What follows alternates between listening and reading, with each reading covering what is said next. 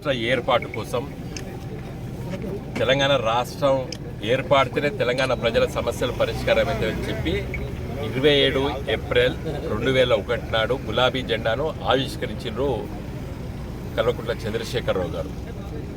ఖచ్చితంగా ఈ సంవత్సరం ఏప్రిల్ 27 అంటే ఈ నెల ఏప్రిల్ 27వ తారీఖుకి 25 సంవత్సరాలు నిండుతాయి.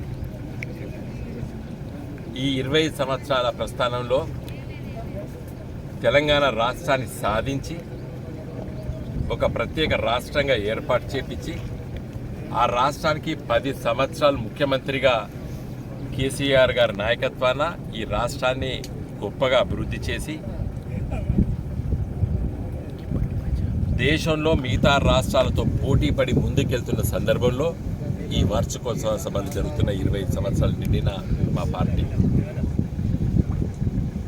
2001లో పార్టీ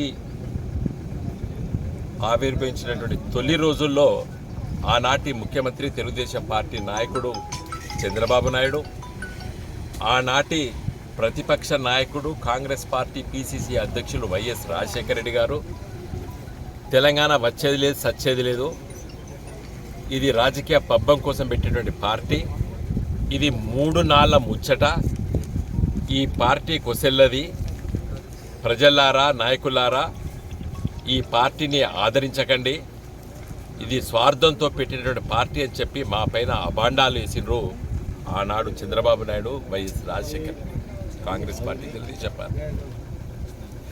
వాటన్నిటినీ ఎదుర్కొంటూ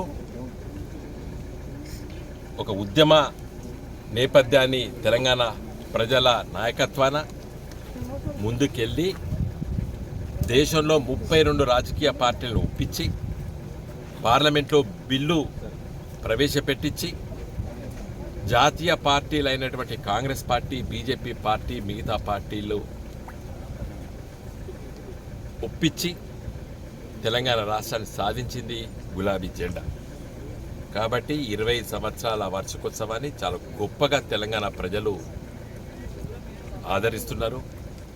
మరి ఎల్కతుర్తి మండల కేంద్రం నిన్నటి వరకు కరీంనగర్ జిల్లా, నేటి హన్మకొండ జిల్లా ఉద్యమ జిల్లాలు ఇవి 2.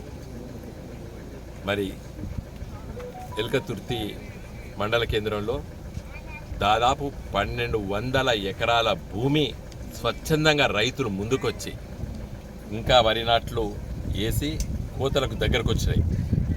పత్తి చేన్లు మరి ఏరిన తర్వాత వాటన్నిటిని పీకేసి భూమి యజమానులే ఈరోజు మా మహిళా సోదరిమణులు ఉన్నారు, అక్కడ మా అన్నలు ఉన్నారు, వాళ్ళు కష్టపడి ఈ నేలను చదును చేసి మాకు అప్పగిస్తున్నారు.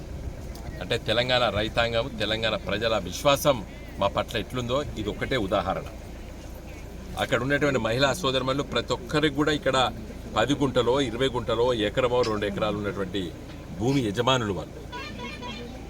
వాళ్ళకు తోడుగా కొంతమంది మిగతా వాళ్ళు కూడా వచ్చారు, కానీ భూమి యజమానులు కూడా వచ్చి పనిచేసి మాకు అప్పగిస్తున్నారు.